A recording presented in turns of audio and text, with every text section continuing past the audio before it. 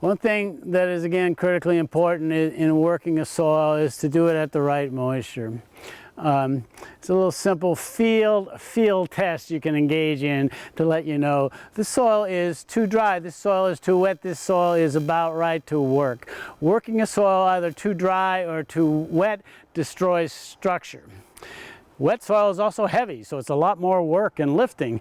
Dry soil just doesn't work up well. It's not a pleasant experience. So what you do is, I've done that here. I've reached down about 6-8 inches and I grabbed a handful of soil. I compress it and make a ball.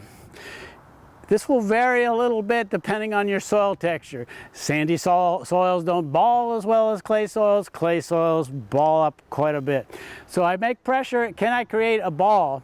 And if the answer is no, the soil's too dry and you need to water it, wait a few days and test again before you engage in digging or any form of cultivation. This soil is about spot on. It balls up pretty good, and yet then when I kind of throw it, finger it like this, it falls apart. And let me also add, this is an exquisite soil as a result of 54 years of cumulative practices, various digging practices, initially double and single digging, now a lighter form, and the copious addition, frequent, maybe not copious, addition of both compost and green manures. The soil has good structure. You see good aggregation. There's small, intermediate, and larger particles here. This is how you want your soil to look. You make sure that you don't dig it when it's at an improper moisture. This is good to go. We looked at a soil at good moisture for cultivation or tillage. Let's look at a sample of a soil that's too dry.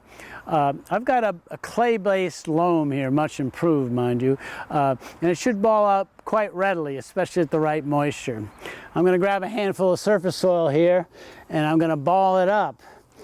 And the answer to the question is, does it ball up? And the answer is definitively no. So time out, stop. Before you work this soil, you need to wet it. Wait anywhere from 2, 3, 5 days till it dries down. Do another moisture assessment so that it balls up and crumbles readily when you toss it in your hand or finger or thumb it like that, and then you're good to go. Again, working the soil when it's too dry is deleterious. It destroys soil structure. And as important, it's difficult to penetrate and lever the soil and shape the bed in the manner that you want to. Same thing is true on the other end of the moisture spectrum with a soil that's too wet. However, having said that, working a soil a little bit too dry is much less deleterious than working a soil a little too wet. And to add on to that, sandy soils are forgiving. It's probably less deleterious to work a sand either at a really dry or overly wet stage than with a clay.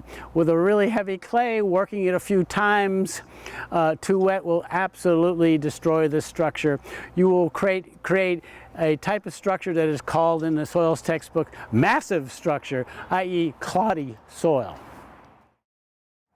Okay, off camera I've been accessing my inner child, playing with mud. I have overly wet this soil on purpose.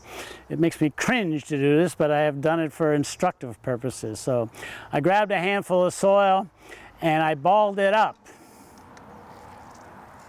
Notice it drips with pressure applied. Too wet. Also notice I get a clay stain remaining on my hands here. And what I've done in squeezing it when it's too wet is I have literally squeezed out the air or pore space in this. This is on its way to becoming a massive clod. This is not what you want. If you work a soil when it's too wet, this will be the result. Concrete.